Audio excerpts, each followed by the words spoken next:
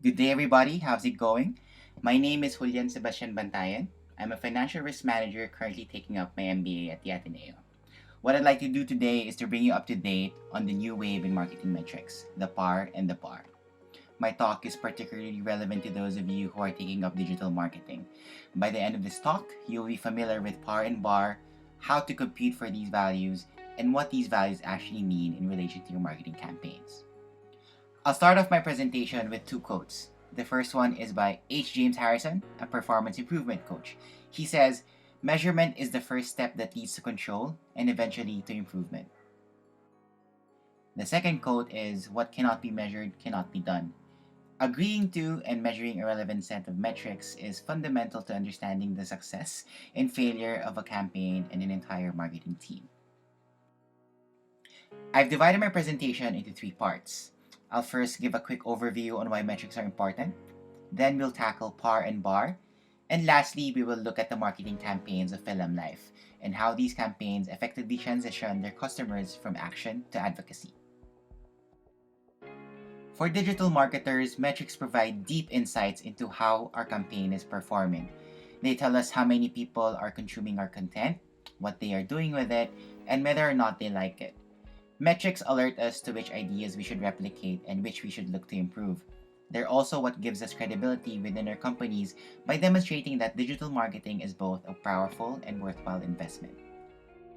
We all acknowledge the importance of brand awareness as the gate to the consumer path, but too often we see marketers in various industries battling it out to achieve top of mind brand awareness, only to falter in driving consumers to purchase and ultimately to advocacy. They spend a huge amount of money to build that early advantage of popularity and then rely on the natural progression of consumers in their path to purchase without really making the necessary intervention. Metrics such as awareness and advocacy, however, have inherent weaknesses. They focus more on the outcome rather than the process to reach the goal. These metrics are useful for tracking a brand's progress and for measuring the performance of the brand and the service teams. Moreover, brand managers and service managers do not necessarily talk to each other when it comes to conducting and analyzing their own research. Because of these organizational silos, companies often fail to see any correlation between awareness and advocacy. They miss the simple but important insight into how effective they are in converting people who may be aware of their brands in the market into consumers and even into loyal advocates. A new set of metrics should be introduced to solve the problems with the current measurement.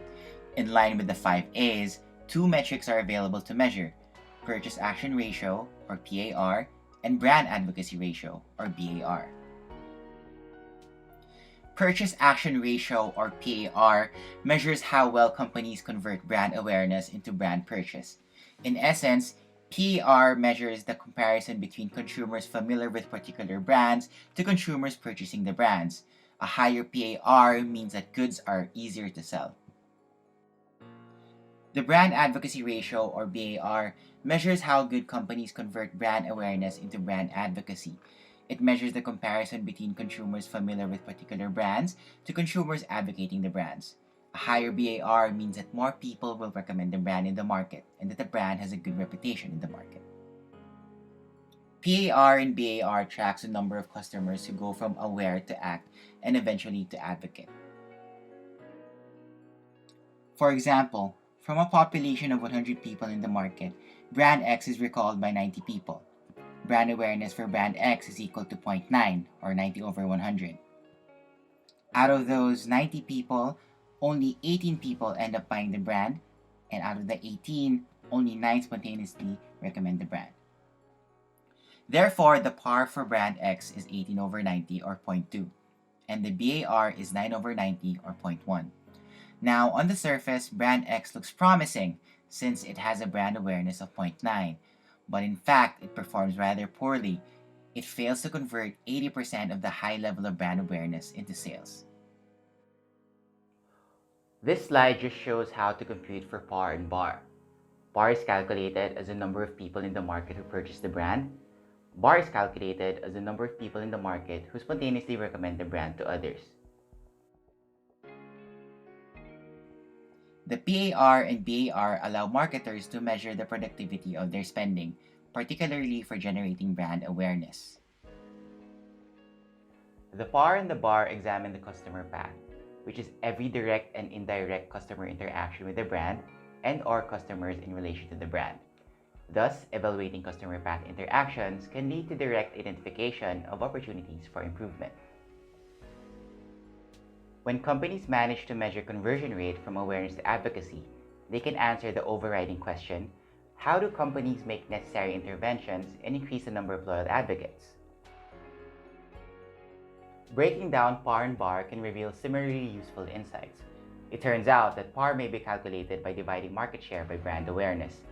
Accordingly, marketers may roughly estimate the potential market share increase of their brands if they increase the awareness of those brands. For example, brand X wishes to spend more to increase its brand awareness by 1%. From a previous study, brand X knows that its PAR score is 0.5. This means that half of brand X's spending is being wasted in the process of generating market share. All other things being equal, brand X may expect to have a market share increase of 0.5%. Although this is a ballpark estimate, it helps marketers plan their spending more accountably. When broken down into their elements, PAR and BAR scores reflect the process rather than just the outcome. Building consumer loyalty is a long spiral process of creating attraction, triggering curiosity, securing commitment, and finally building affinity. Ideally for a brand, every consumer who interacts with the brand goes through the entire 5 A's unscathed. In other words, the ideal BAR score is 1. Every consumer who is aware of the brand eventually recommends the brand. But in the real world, a perfect BAR score of 1 rarely occurs. More often than not, a certain proportion of consumers drops out and does not complete the entire 5 A's. A lower conversion rate in any given stage across the 5 A's reveals a bottleneck. Like a bottleneck in manufacturing, a bottleneck in the 5 A's reduces the productivity of the entire consumer path. Identifying the bottleneck that limits PAR and BAR scores allows marketers to pinpoint the problem and fix it. Using this simple diagnostic process, marketers now know exactly what intervention to make across the consumer path. Instead of trying to improve across the board, marketers may now focus their attention on what really matters. Altering the right bottleneck touchpoint often leads to a higher PAR and BAR score that are closer to 1. The objective to this entire exercise is to improve marketing productivity and avoid unnecessary waste in marketing spending. Marketers should also measure every conversion rate from awareness to advocacy. A low conversion rate from aware to appeal for a brand reflects low consumer attraction. It indicates that customers who are made aware of the brand do not find it appealing at all. That may stem from poor positioning or poor marketing communications execution. Now, fixing these problems may result in an attraction level of closer to 1. A low conversion rate from appeal to ask for a brand is a sign of low consumer curiosity. Consumers do not feel compelled to ask questions and research the brand further. This usually stems from a company's inability to trigger conversation and facilitate information sharing among consumers. However, the curiosity level of a brand should never be overly high. When consumers have too many questions about the brand, it means the brand message isn't clear. A curiosity level that is too high also requires the sufficient capacity of brands to answer consumer questions directly through their own communication channels and indirectly through loyal advocates. Unfortunately, marketers can never control the outcome of conversations with advocates. Therefore, among conversion rates across the 5 A's, curiosity level is the only one that should not be closer to 1. A low conversion rate from ask to act for a brand indicates low commitment. People are talking about the brand without making the commitment to buy. Usually, this means that the brand has failed to convert confirmed interest into purchase through its distribution channel. There are many possible marketing mix flaws that may contribute to this failure. Consumers might find the actual product to be disappointing during trial, the price might be too high, the salesperson is not convincing enough, or the product is not readily available in the market. Fixing these issues will help the brand to increase the commitment level. A low conversion rate from act to advocate for a brand indicates low affinity. Customers who have experienced the brand are not delighted enough to recommend it.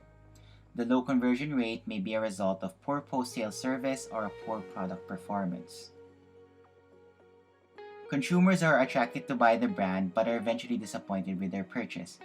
Improving the usage experience will increase the affinity level. Now, let's look at how Film Life's marketing campaigns help convert clients into advocates. In 2015, Film Life shifted its focus to improving the quality of life for every Filipino through health and wellness by launching PhilAm Vitality. PhilAm Vitality is a wellness program for policyholders that offers rewards for taking steps to a healthier life. This program allows you to enjoy rewards for taking active steps in knowing and improving your health. The healthier you get, the more points you earn, and the higher your status becomes. The higher your status, the higher your rewards. As a PhilAm Vitality member, you get access to a wide range of health and fitness partners that offer exclusive rates and discounts to help you improve your health and enjoy the rewards as you engage in the program. For example, a customer can take an online health assessment test, then may enroll at Gold's Gym at a discounted rate, buy new workout clothes from Toby's at a discount as well. Whenever the customer goes to the gym, he earns points that can be converted to rewards at the end of the week. The customer can choose between bill rebates from Globe or Smart, coffee at Coffee Bean, or a movie at SM Cinema. Not only that, Vitality offers year-round discounts at Seda Hotel, Marriott Hotel, and Philippine Airlines. Vitality indeed rewards you for taking steps to a healthier life. Now, I'm sure I've somehow piqued your interest with Vitality, so I will leave my contact details at the end of this presentation. Policyholders become advocates of PhilAm Vitality because of the rewards. They share the benefits of the program to their friends and family. For just 1,200 pesos a year, you are already eligible for rewards such as Globe bill rebates, Grab vouchers, movie tickets, and free coffee. This is another marketing campaign of PhilAm Life for Vitality. PhilAm Life employed influencer marketing and got Nico Bolzico, Mon Gutierrez, and Solen Husaf as endorsers, all of whom are PhilAm Life policyholders. Camp Live Better is a total wellness game show powered by PhilAm Vitality that will help contestants train harder, eat healthier, and manage their finances better. Now, this is an example of how a business can trigger favorable customer conversations in order to drive awareness without increasing the marketing budget significantly. And that is my presentation on the new wave in marketing metrics. Should you have any more questions about the topic or about PhilAm Life, please do not hesitate to reach out. Thank you and have a wonderful day.